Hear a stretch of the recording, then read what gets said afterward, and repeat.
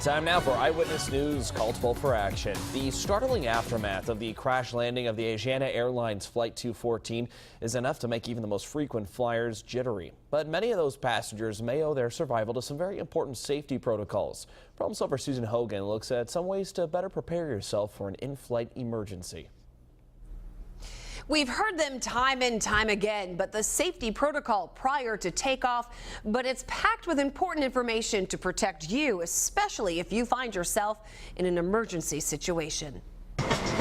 Frequent flyers may often settle in, buckle up, and tune out the safety briefings at the beginning of a flight, but that short announcement can provide some of the best preparation for an accident like this one, where more than 300 people survived. They got lucky, and many things in the plane help people to survive. The survivability factors have increased dramatically in the last 15 years. The most important rule in the cabin: following crew member instructions. Be very sure that on every plane that you go on that you listen very carefully to what the steward or stewardess is telling you as far as survival. Before takeoff, the Federal Aviation Administration recommends passengers locate emergency exits in front and behind them. Count the rows in case cabin visibility is poor during an emergency.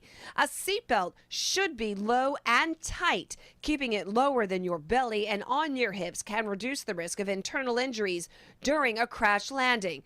Think about footwear when you fly. High heels aren't allowed on an evacuation slide. Sandals and flip-flops can leave feet more exposed to debris following a crash.